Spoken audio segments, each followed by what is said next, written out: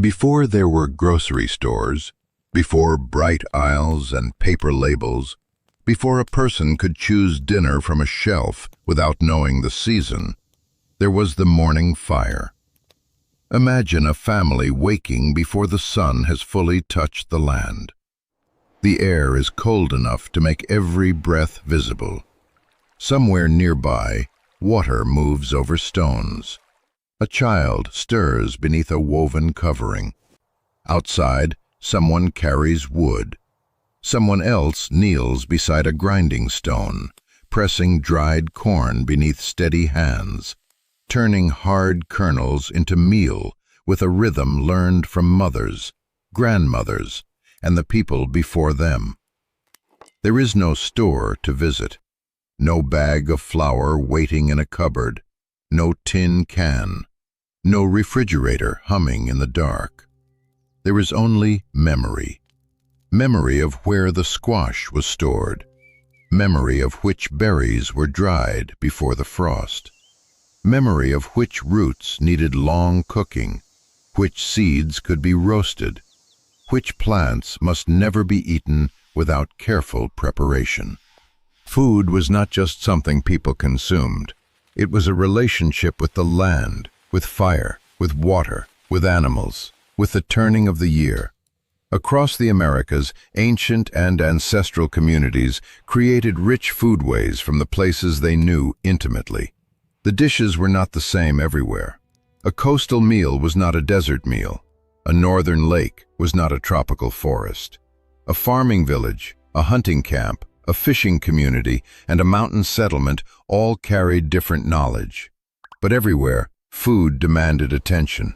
It asked for patience. It rewarded skill. And long before the grocery store existed, these were some of the dishes that helped people live. Number 25.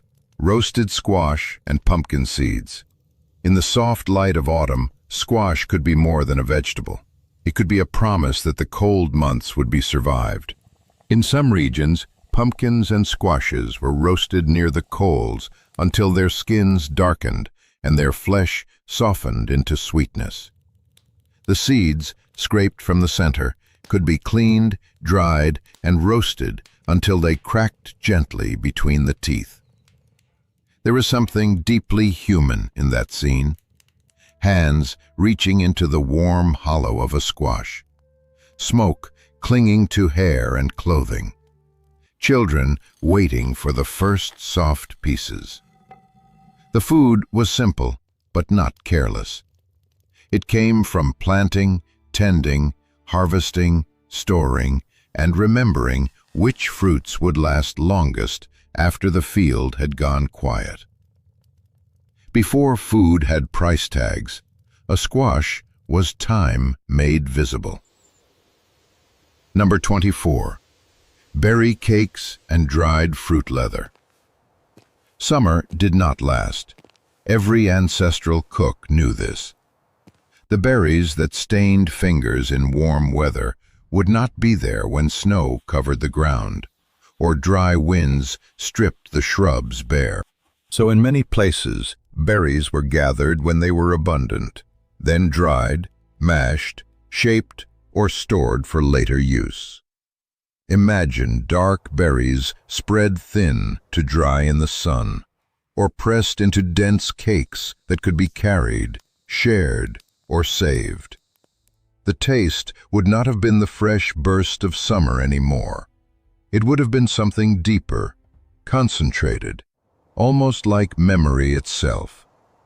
These foods mattered because sweetness was not always easy to find. A handful of preserved berries could brighten a winter meal. Mixed with seeds, meal, or sometimes dried meat in certain traditions, fruit could become strength for travel, hunger, and cold. To modernize, dried fruit may seem ordinary, but in a world without plastic bags, freezers, or supermarkets, it was a small act of defiance against time. Number 23. Roasted corn on the cob. Before corn became something stacked in produce bins, it was a living field. It stood taller than a child. It rustled in the wind. It changed from tender green to dry gold with a passing season. Among many communities, maize was not simply food. It was work, inheritance, story, and survival. Fresh ears could be roasted in their husks or near the fire, the kernels steaming inside their own covering. When opened, the smell would rise immediately. Sweet, smoky, green, and warm. People may have eaten it while sitting close to the embers, or while resting after labor in the fields, or while children listened to older voices in the evening. But corn was never just one thing. It could be eaten fresh, dried, ground, soaked, boiled, shaped, and stored. It could become meal, dough, drink, stew, bread, or porridge. Its power was not only in its taste, but in its flexibility. A single plant could feed the day, the journey, and the winter. Number 22. Corn mush. There are foods that do not announce themselves loudly, yet hold entire households together. Corn mush was one of those foods. Ground corn, water, heat, and time. From these, a soft, nourishing meal could be made. It might be thick enough to scoop or loose enough to drink. It might be eaten plain or with beans, squash, meat broth, berries, or whatever the season allowed. In some homes, it may have been breakfast before work. In others, a gentle food for children, elders, or anyone needing warmth. Picture it bubbling slowly in a clay pot or another cooking vessel, the surface trembling as steam rises into the cool air. Someone stirs it with practiced patience. Too much heat and it may scorch. Too little and it remains raw and grainy. Even the simplest meal demands attention. This is where the old kitchens reveal themselves, not as rooms filled with tools, but as circles of knowledge. The stone that ground the grain, the hand that knew the texture, the fire that had to be watched. The bowl passed from one person to another. Corn mush was not dramatic, it was dependable. And in the long story of human survival, dependable foods are sacred in their own quiet way. Number 21. Ash cakes and corn cakes. When people moved, worked, hunted, gathered, traded, or traveled, food had to move with them. It had to be practical.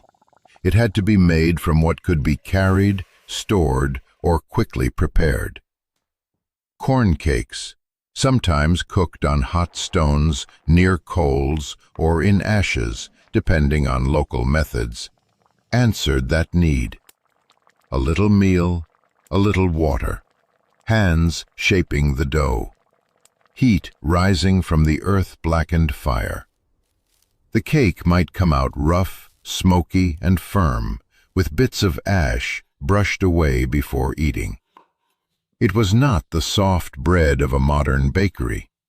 It was food made close to the ground, food made for people who understood that hunger could arrive faster than comfort.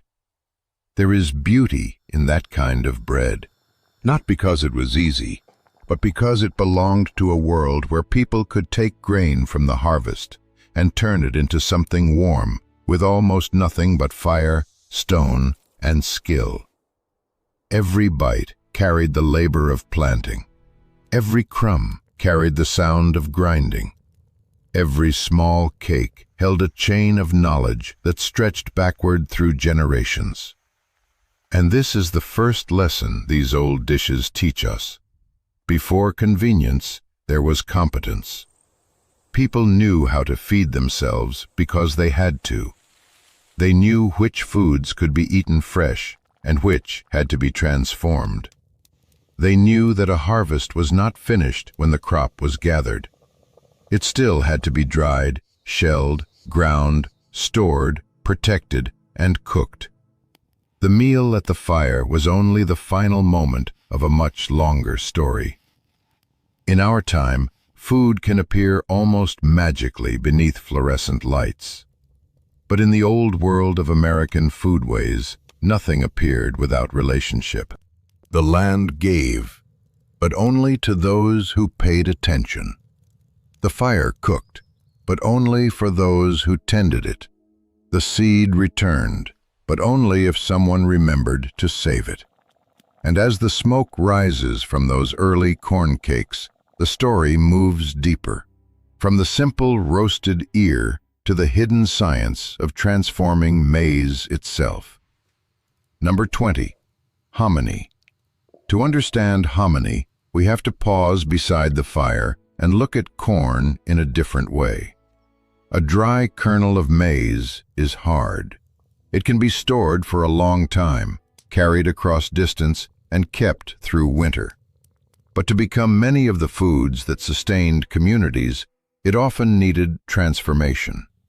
In parts of the Americas, cooks learned that maize could be treated with alkaline substances, such as ash or lime in certain regions, changing its texture, flavor, and nutritional value. This was not guesswork, it was chemistry held in the hands. Imagine a pot of dried corn simmering slowly, the kernels swelling, their skins loosening, their color turning pale and soft. Someone watches closely, not from a written recipe, but from experience. They know when the grain has changed. They know when to rinse it, when to rub it, when it is ready to become something else. Hominy could be eaten as it was, warm and tender. It could be added to stews. It could be ground into dough. It could become the foundation of other meals. And in that transformation, we see something profound. Ancient cooks were not simply using what nature gave them. They were improving it through observation, patience, and inherited science.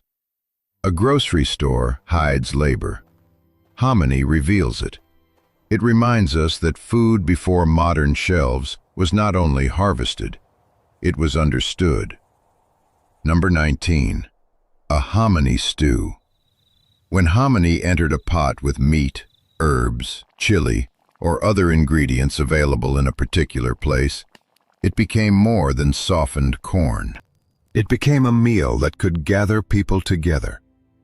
In some Mesoamerican traditions and neighboring foodways, dishes built around large kernels of treated maize have deep roots, though recipes varied by region, time, and community. Some may have been simple, meant for daily nourishment. Others may have carried ceremonial or communal meaning. We should speak carefully here, because no single bowl can represent all people or all places. But we can imagine one scene. A vessel sits above the heat. The hominy has opened, each kernel swollen like a small white flower. Broth darkens around it. The smell of chili rises with the steam. Meat, if available, cooks slowly until it loosens from bone. Someone adds more water. Someone else brings wood. Children are told to wait. This kind of stew was important because it stretched ingredients.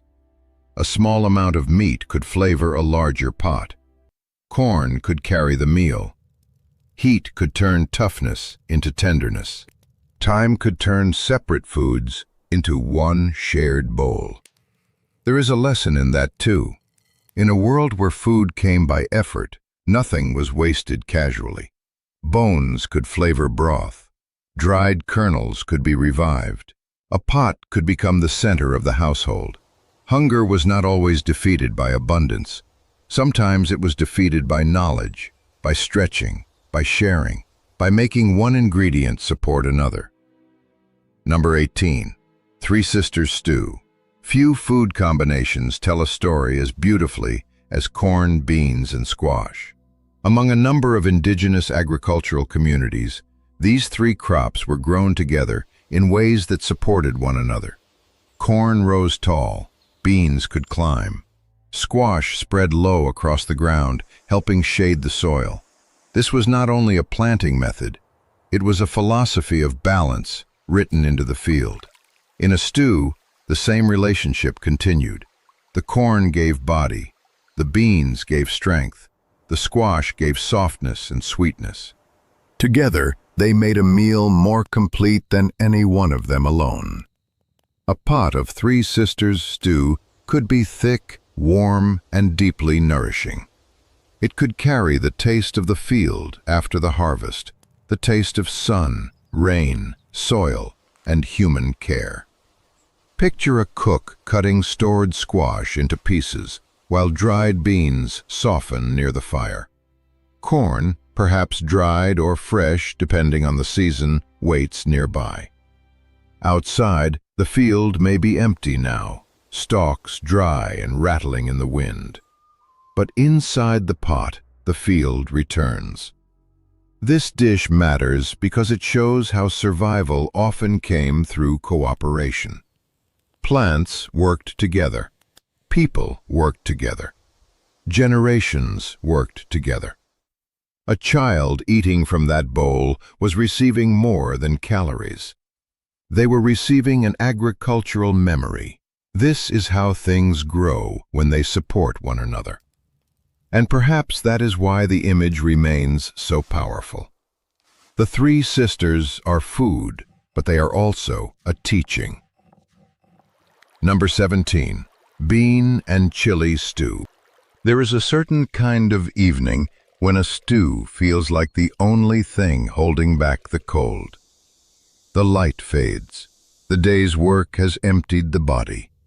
Hands are sore from carrying, planting, scraping hides, gathering wood, or walking long distances. At the edge of the fire, a pot waits, and inside it, beans soften slowly. Chili adds heat. Corn, squash, herbs, or bits of meat may join the pot, depending on region and season. Bean stews were not fast foods. They asked for time. Dried beans had to be stored properly, soaked or cooked long enough, and watched carefully. But their gift was enormous. They could feed many. They could be kept through lean months. They could absorb flavor and become satisfying even when other foods were scarce. In some communities, chili did more than sharpen taste. It brought warmth to the body. It made a plain stew vivid. It turned a quiet meal into something that woke the senses. The steam could sting the eyes slightly. The first spoonful could bring heat to the mouth, then comfort to the stomach. Here again, we see the intelligence of ancient kitchens. A stew was not just what happened when ingredients were thrown together. It was timing, storage, flavor, and need. It was a way to make the hard seed edible, the dry season survivable, the evening bearable. The fire burned low, the beans thickened, and people waited, because waiting was part of eating. Number 16. Tepary bean stew. In dry country, food has to be tougher than hunger. Across parts of the desert Southwest and northern Mexico, certain communities cultivated crops that could endure heat and limited rainfall. Among these was the tepary bean, a small, resilient bean known for its ability to grow in harsh conditions. It belonged to landscapes where every cloud mattered, where planting followed careful attention to rain, washes, soils, and seasonal signs. A tepary bean stew would not have carried the softness of abundance. It would have carried the strength of adaptation. Imagine a desert evening after a day of white sun. The ground still holds heat. The sky slowly turns purple. A pot of beans cooks near the fire, perhaps with corn, squash, chili, or other local foods. The beans are small, but they are powerful. They speak of farmers who understood dry land not as empty, but as alive with patterns. To grow food there required humility. You could not force the desert to behave like a wet valley. You had to learn its timing. You had to save seed. You had to know where water moved after rain, where soil held moisture, and which crops could survive when others failed. That is why a bowl of desert beans deserves reverence. It is not merely a meal. It is a record of people reading the land correctly. It is a quiet answer to a difficult place. It tells us that ancient foodways were never one single story. In one region, water shaped the meal. In another, forest shaped it. In another, the ocean. Here, the desert shaped the pot. And after these bowls of corn, beans, squash, and chili, we begin to understand something larger. Food, before grocery stores, was seasonal, but it was not accidental. It was regional, but not limited. It was shaped by hunger, but also by creativity. The people who cooked these dishes were farmers, gatherers, hunters, fishers, traders, parents, children, elders, and teachers. They lived by paying attention. A modern store offers the illusion that food comes from everywhere and nowhere. But these meals came from somewhere very specific. A field, a riverbank, a desert wash, a forest floor, a lake at dawn. And now the story turns toward foods that required even more patience. Foods hidden in shells, husks, seeds, and bitter skins. Foods that could not be eaten safely or well until people had learned, through generations, how to unlock them. Number 15. Acorn mush. In many forests, food did not stand in rows. It fell from branches.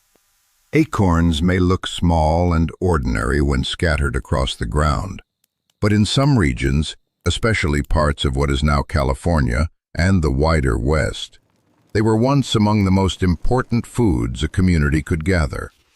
They were not a food for the careless.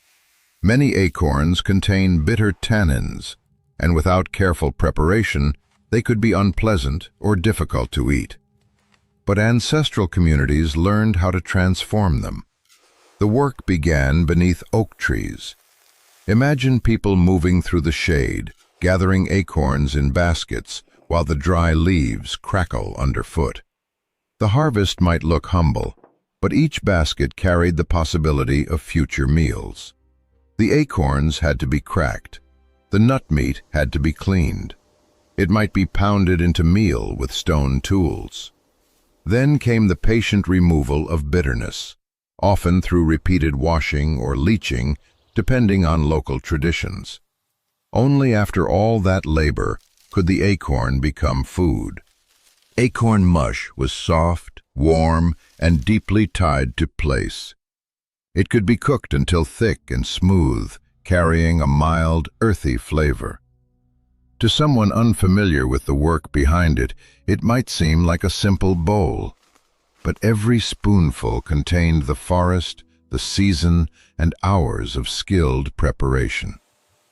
This is what ancient food often teaches us. The most ordinary-looking dish may hold the greatest intelligence. A person had to know which trees produced good acorns, when to gather them, how to store them, how to keep insects and moisture away, how long to wash the meal, how to cook it until it became nourishing. Knowledge did not live in books alone.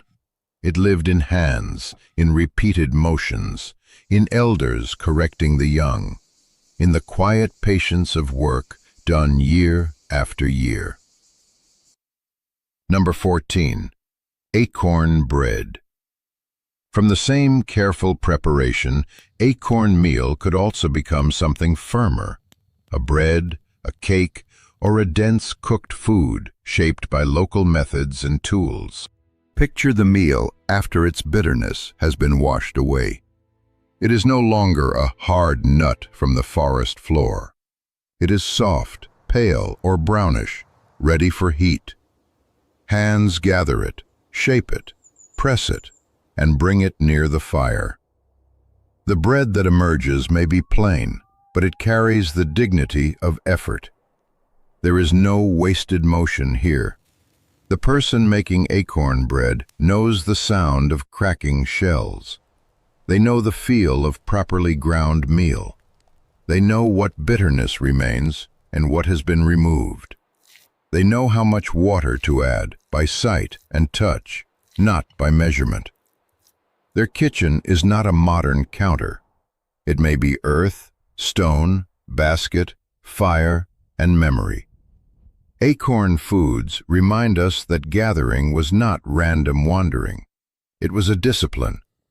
Forests had to be understood, cared for, returned to.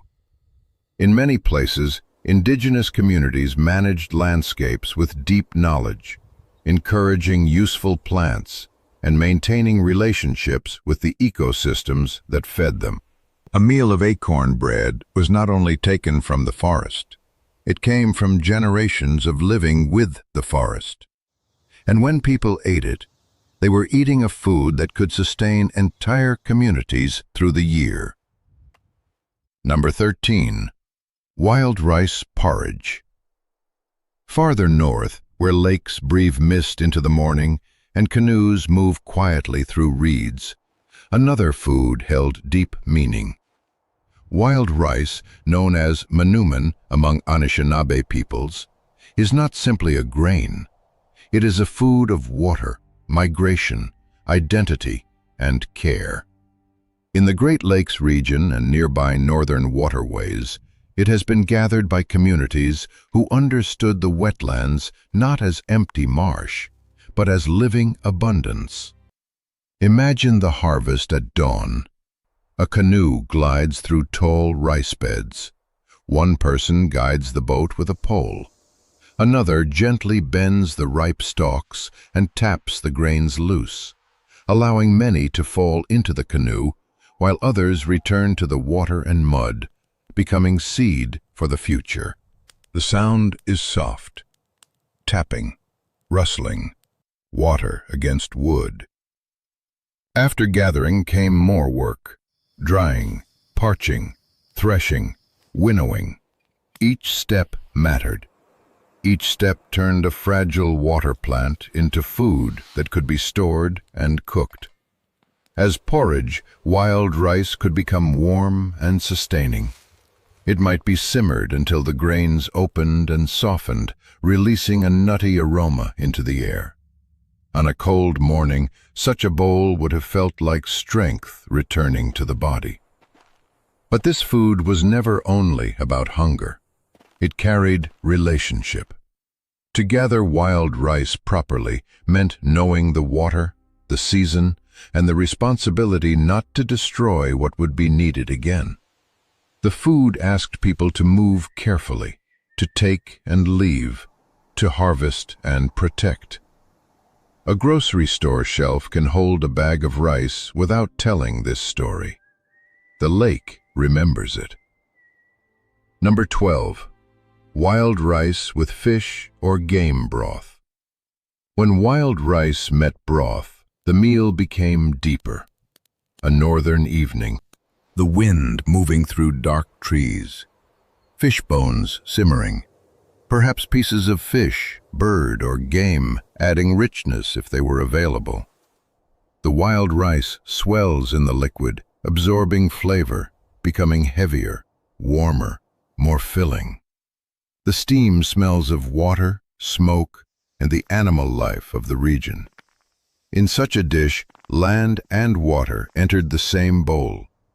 This mattered in places where winter could be long and unforgiving. A stored grain, a dried fish, a bit of meat, a carefully made broth. Together, they could carry people through cold nights. The meal did not need to be elaborate to be powerful.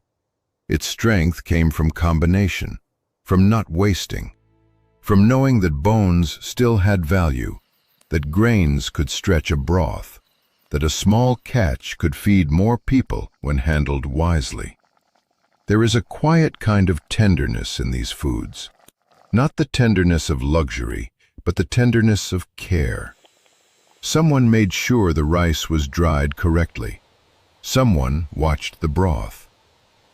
Someone saved what could be saved. Someone fed the young and the old first. Survival was not only a battle against hunger, it was an act of attention repeated every day. Number 11. Sunflower seed cakes or meal. Before the sunflower became a symbol printed on cloth, painted on signs, or sold as a snack in bags, it was a plant of nourishment. In parts of North America, sunflowers were cultivated and used by indigenous communities for their seeds, oil, and meal. The seeds were small, but they held concentrated energy. They could be parched, cracked, ground, mixed, or shaped into cakes, depending on local practice and need.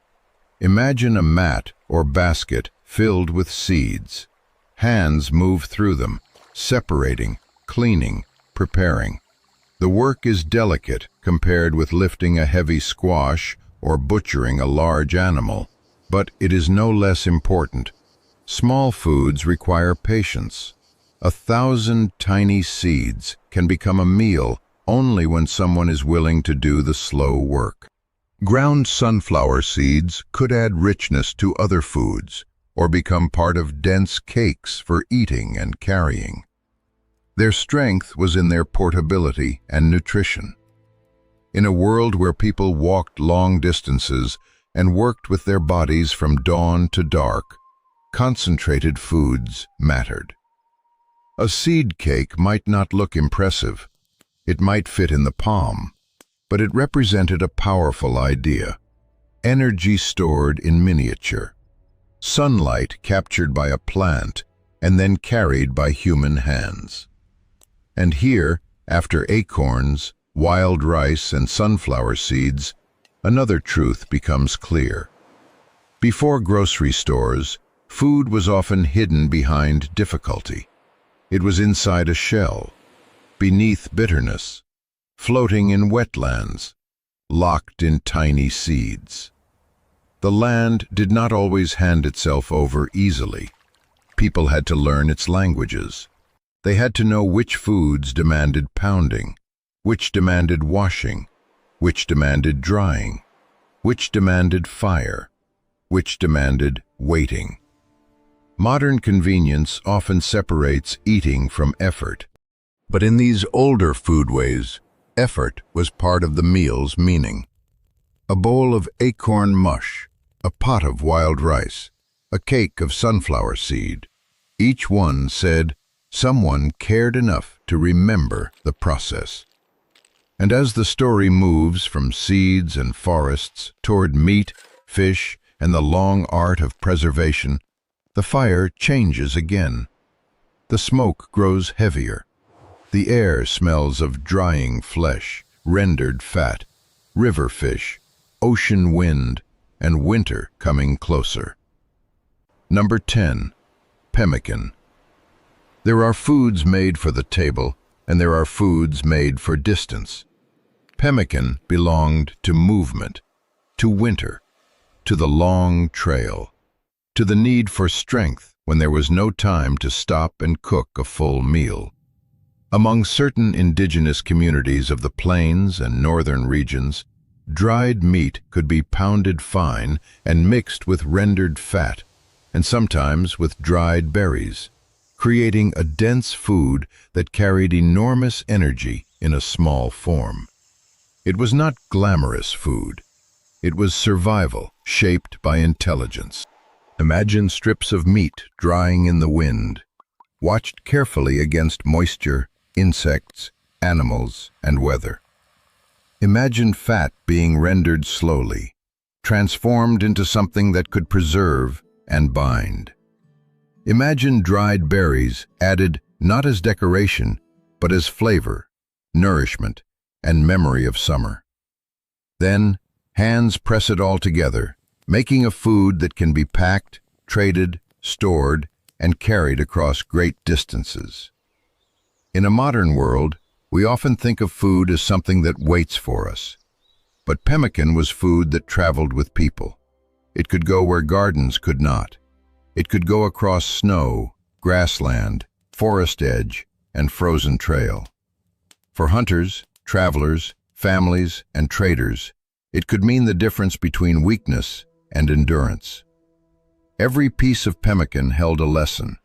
Survival is not only finding food, it is preparing for the day when food cannot be found. Number 9. Dried venison or bison strips. Before freezers, preservation was an art of air, smoke, salt where available, sun, and time. In many places, meat could not simply be kept after a successful hunt. It had to be handled quickly. A large animal represented a blessing, but also a responsibility. If the meat spoiled, the loss was serious. So people cut it into thin strips and dried it over racks, near smoke, in wind, or beneath the sun, depending on climate and custom. Picture a camp after a hunt. The work is quiet but urgent. Knives move carefully. Elders may direct the younger hands. Nothing is treated casually. Meat is sliced thin so the air can reach it. Fires are kept low. Smoke drifts through the hanging strips, changing their color, their smell, their future.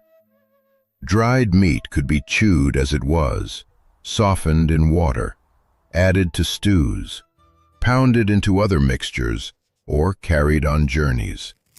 It was tough, concentrated, and practical. It carried the animal beyond the day of the hunt. There is humility in this kind of food. A hunted animal was not an object pulled from a shelf. It was a life taken from a living world.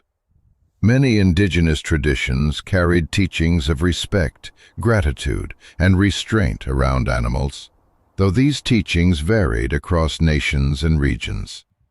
The meal was not separate from those responsibilities. The drying rack, then, was not merely storage. It was a place where abundance became future survival. Number 8. Bison stew.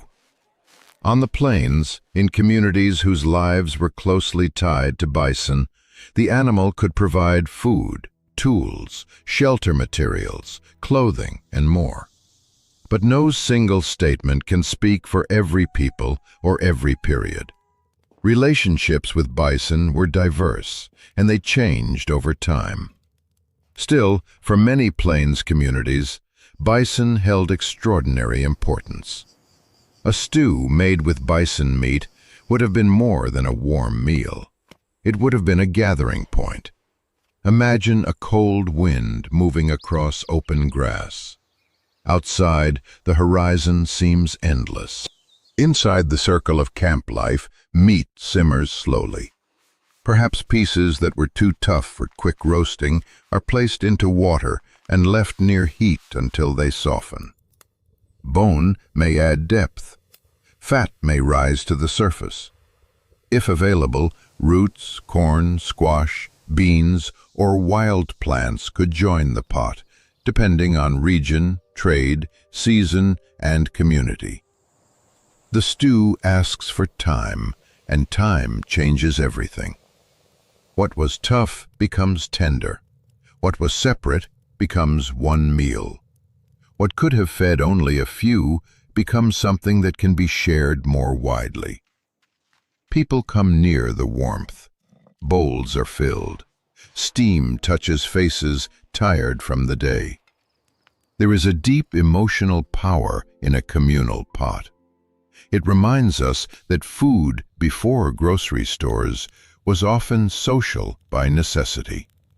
Processing a large animal required many hands. Cooking and sharing strengthened relationships.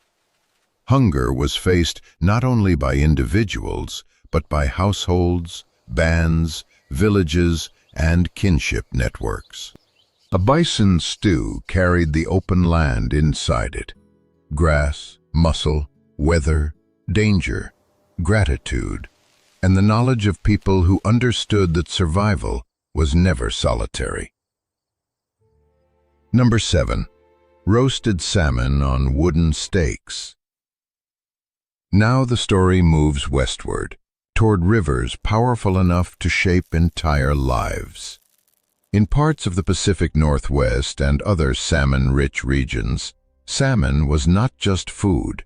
It was a seasonal return, a sacred responsibility, a gift from water that communities greeted with knowledge and respect. Specific traditions differed among nations, and they should never be flattened into one story. But across many river cultures, salmon carried enormous meaning. Imagine standing near a river in the cool air. The water is loud, alive, silver with movement. Fish return from the ocean, their bodies pushing upstream. People who know the river know when to watch, where to stand, how to fish, how much to take, and how to prepare what is given. Salmon could be roasted near open fires, sometimes held on wooden stakes or frames, the flesh facing the heat. Fat drips and hisses, smoke curls upward. The outside firms and darkens, while the inside stays rich and tender. The smell is unforgettable. River, wood smoke, oil, and feast. But salmon was also preserved, dried, smoked, stored for winter, traded across distance. A single run could shape the food security of months ahead. Missing that season, or mismanaging it, could bring hardship. So the roasted salmon by the fire is only one moment in a larger relationship. Behind it stands the river. Behind the river stands generations of law, ceremony, practice, and restraint. The fish is eaten, but it is also honored. The people are nourished, but they are also reminded. Life returns only when the cycle is protected. Number 6. Shellfish pit-cooked meals. Along the coasts, another kind of kitchen opened in the sand. Before metal ovens and restaurant steamers, coastal communities in many regions cooked with stone, seaweed, earth, and tide. Shellfish, clams, mussels, oysters, and other coastal foods, depending on place, could be gathered from shorelines, mudflats, and tidal zones. But again, this required knowledge. People had to understand seasons, tides, safe gathering places, and the behavior of the coast. Imagine a pit dug near the shore. Stones are heated in a fire until they hold the sun's anger inside them. Seaweed or damp vegetation may be laid down. Shellfish are placed carefully. More covering is added. Then the pit is closed, and the meal cooks in trapped steam. For a while, nothing seems to happen. Then the earth begins to breathe. Steam escapes in pale ribbons. The smell of salt and smoke rises. When the pit is opened, shells gape from the heat, and people gather close. The food is eaten with fingers. The ocean is still visible nearby. Gulls call overhead. Children may search for smaller pieces, while elders watch the tide. A coastal meal like this shows a different kind of abundance.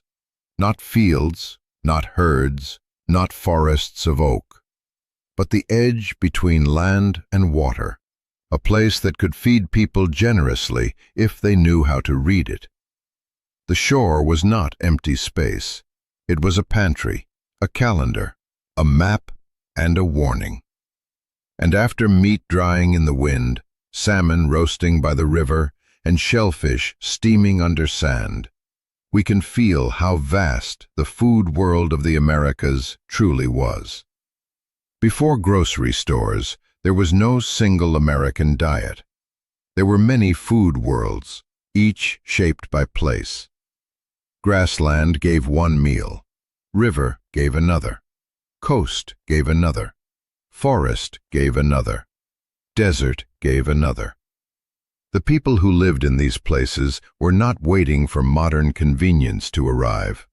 They were building knowledge systems as complex as the landscapes themselves. They knew how to preserve meat without machines, how to cook with heated stones, how to follow fish runs, how to use smoke, wind, fat, shell, bone, and season. And now, as the fire burns lower and the shoreline fades behind us, the story turns toward the south, the islands, the mountains, and the great cultivated foods that changed not only local meals, but eventually the tables of the world. Number 5.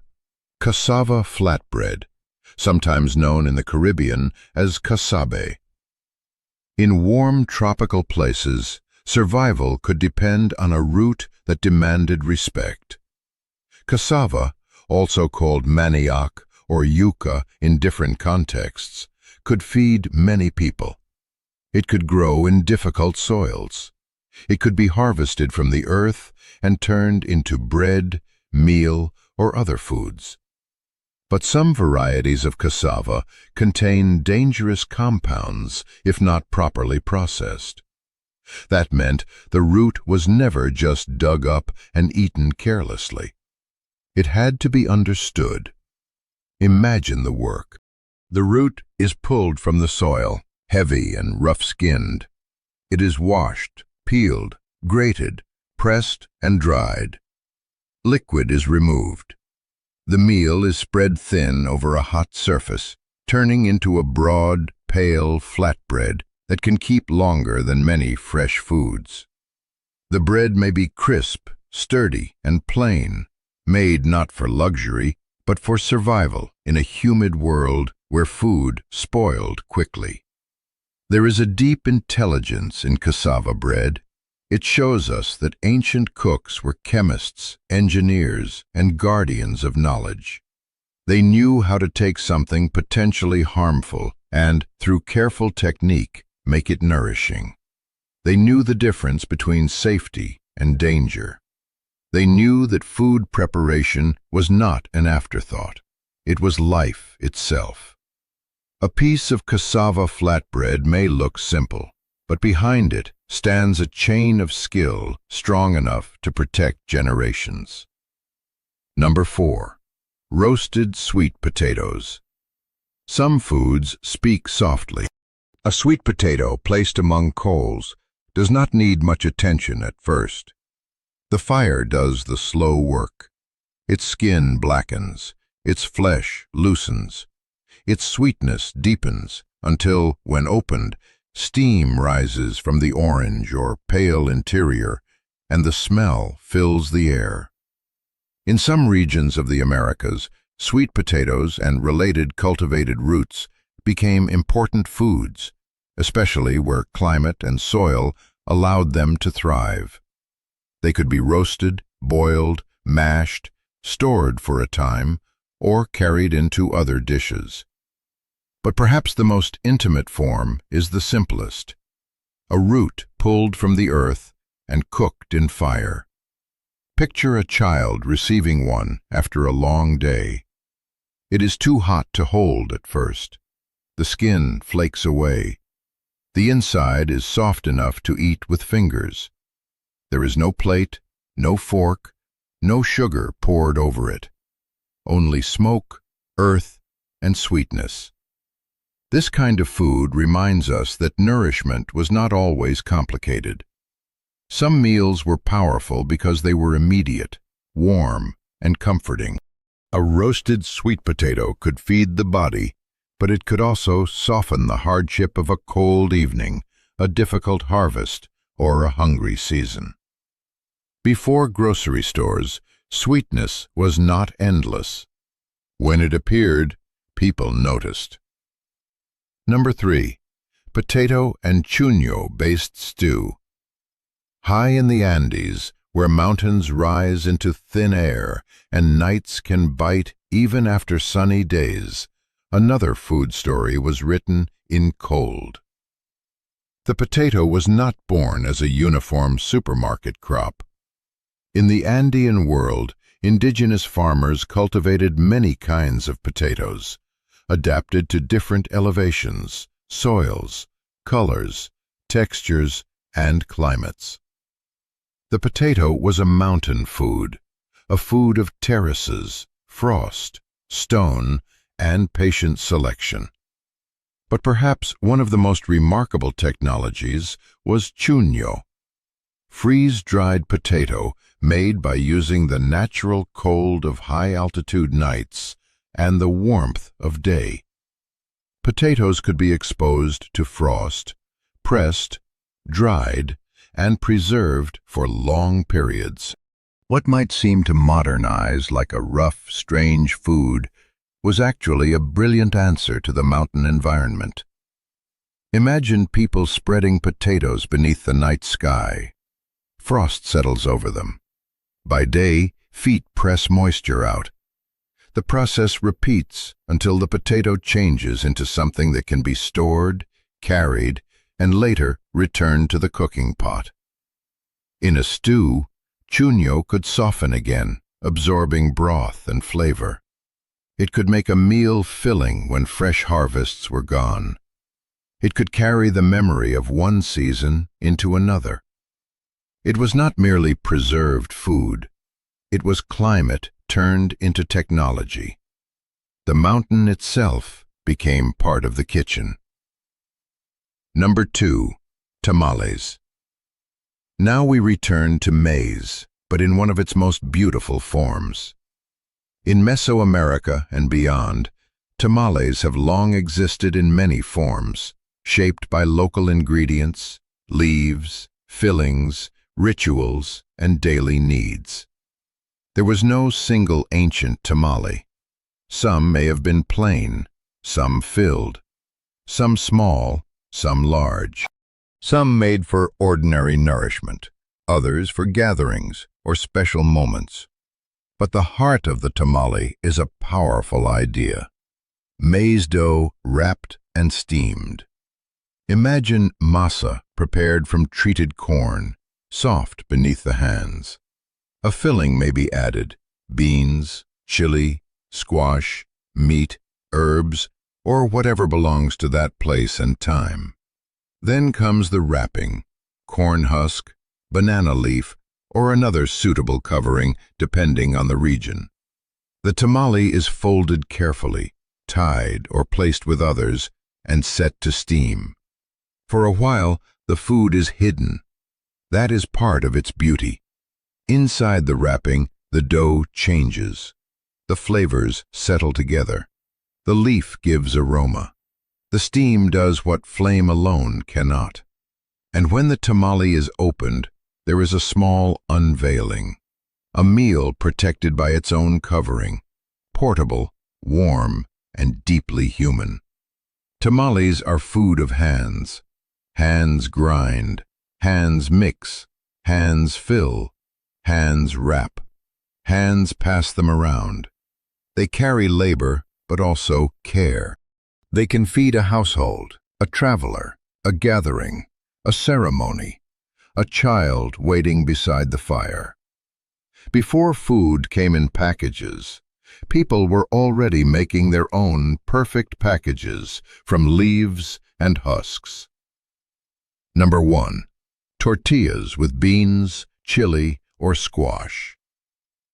And finally, the circle. A tortilla may seem humble now, because it is familiar. But familiarity can hide greatness.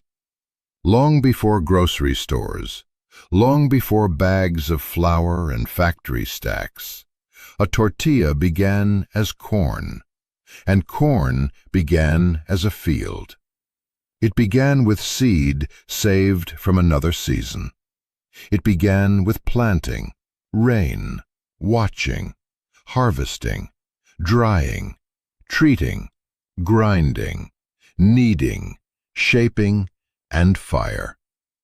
A hand presses dough into a thin round. A hot surface waits. The tortilla touches heat, changes color, releases steam, and lifts slightly as it cooks. It is turned once, maybe twice. Then it joins the meal, with beans, chili, squash, greens, meat, or nothing more than warmth and hunger. There is no grand display, no feast table, no shining bowl, just a round piece of food held in the hand. But that roundness carries a world.